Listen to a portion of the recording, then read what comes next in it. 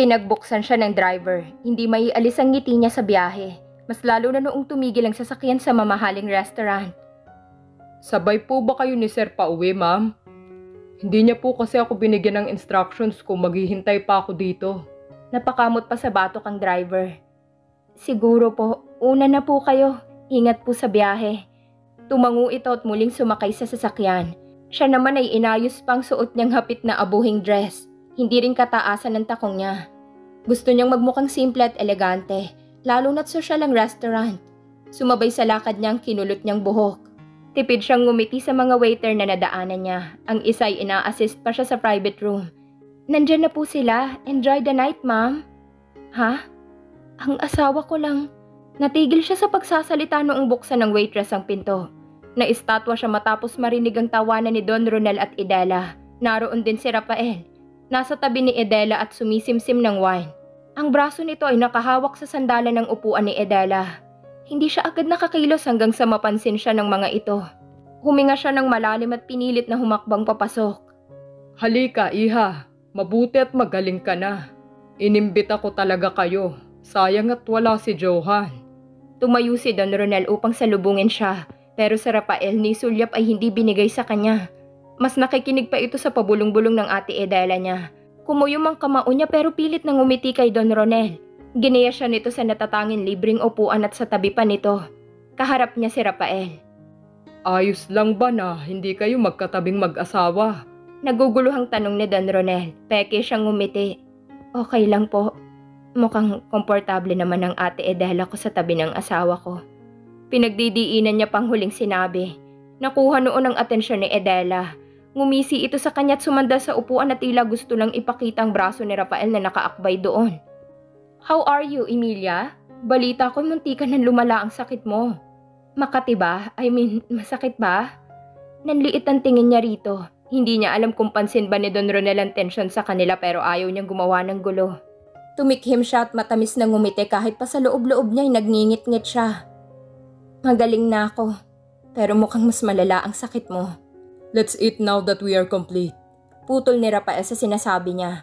Mahinang tumawa ang ate niya at hinampas ito sa braso. May sinasabi pa si Emilia pero kung gutom ka na siguro ay kumain na tayo. Is it okay, Dad? Baling pa nito kay Don Ronel. Binalingan siya ni Don Ronel kaya tipid siyang tumango. Nawalan siya ng gana sa pagkain nakahain at kahit pa inalis ni Rafael ang braso sa sandalan ng upuan ni Idela, ay hindi na nagbagong mabigat niyang pakiramdam. Hindi na rin siya makasabay sa usapan dahil na rin siguro doon kaya't nabitiwan niya sa sahig ang hawak na tinidor. Natigil ang tatlo sa usapan at napatingin sa kanya.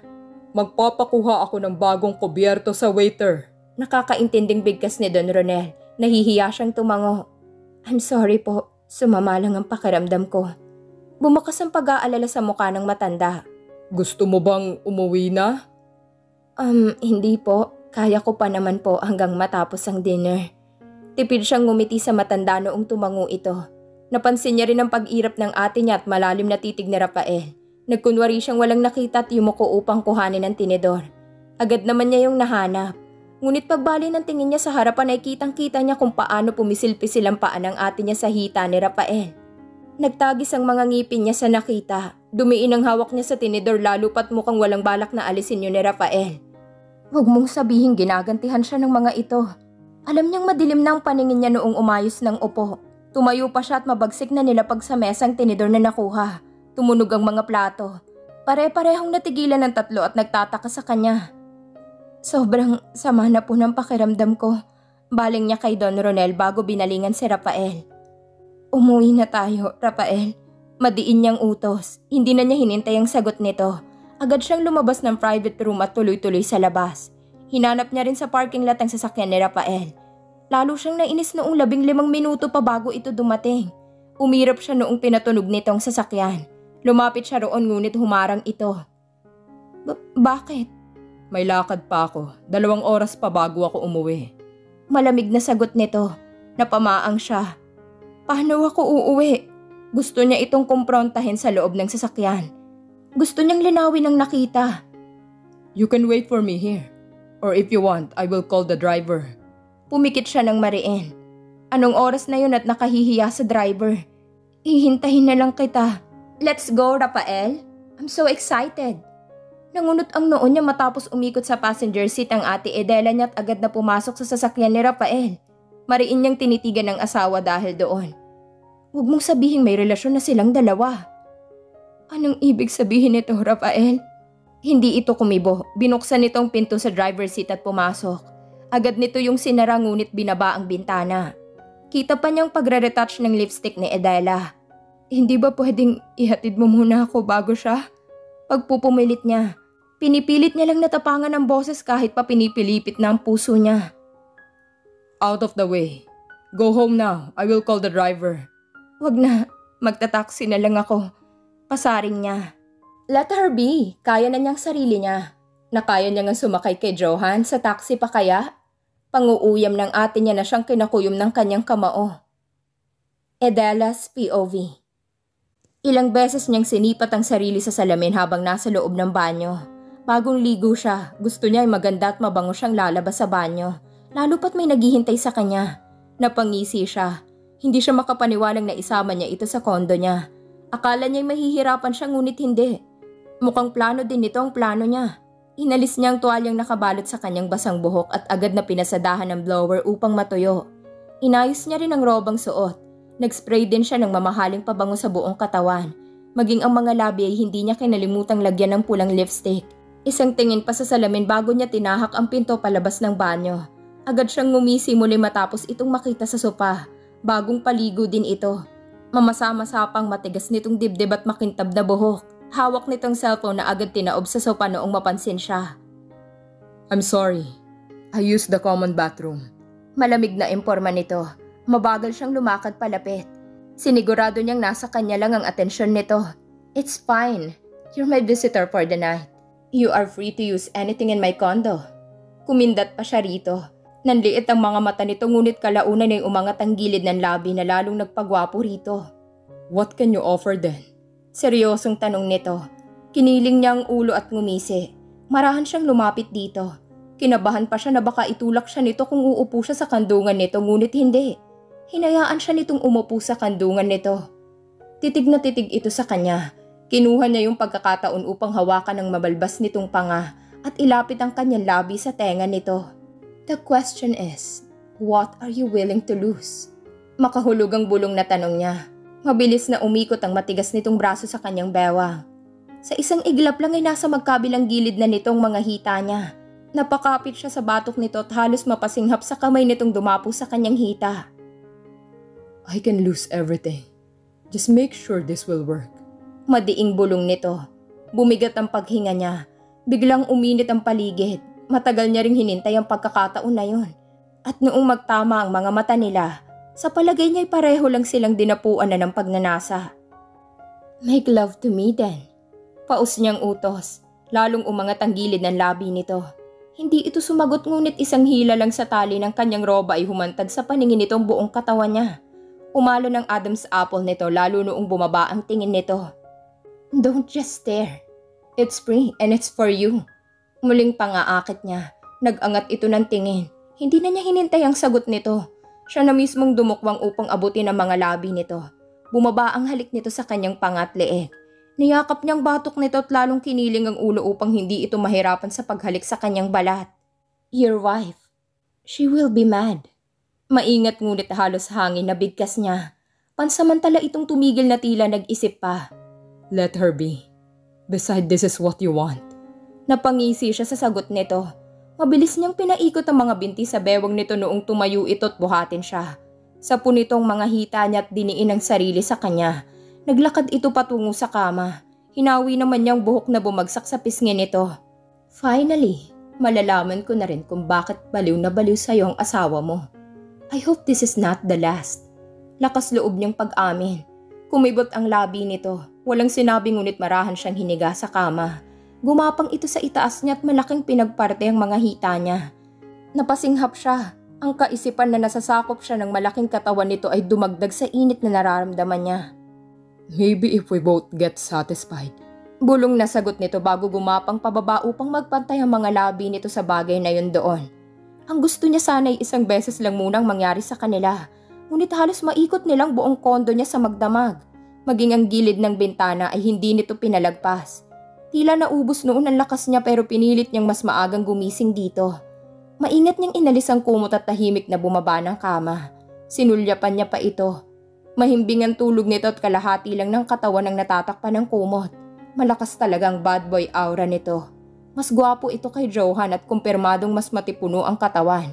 Gusto niya ngang paglandasin ng daliri sa mga pandesal nito sa tiyan. Ngunit ayaw niya itong gisingin. Hindi na siya nag-abalang magsuot ng roba. Kinuha niyang laptop sa drawer at cellphone. Dumiretso siya sa kusina at nilapag sa kitchen counter ang mga yon. Kinalikot niya ang cellphone hanggang sa makitang hinahanap.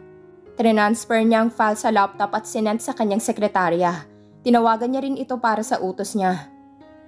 "Good morning, Miss Edela. Ang aga pa." Humikap pa ito mula sa kabilang linya. "Did you get the documents?" Walang patumpik-tumpik niyang tanong.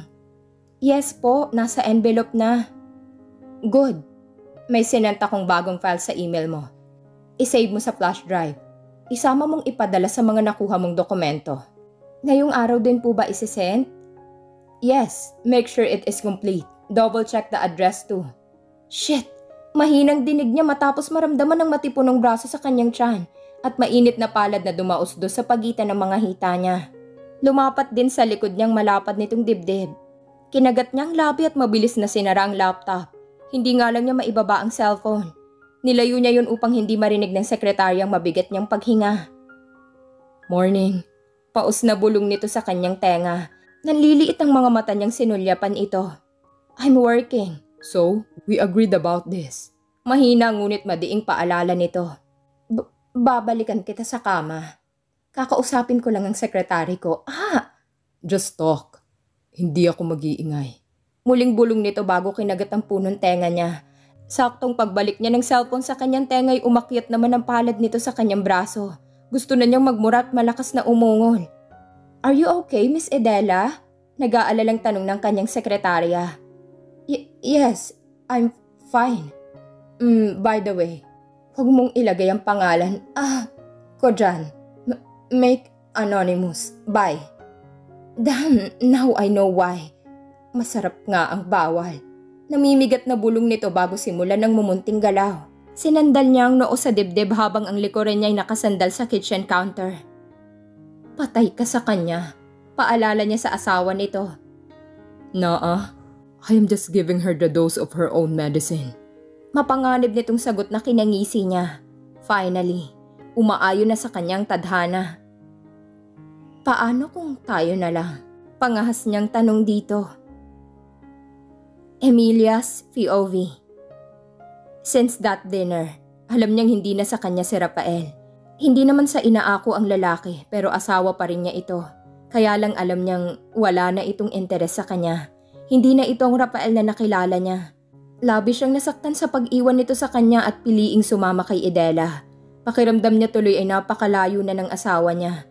Mas lalo pa siyang nagduda sa palagi ang pag-alis nito ng bahay at pag-uwi ng disoras.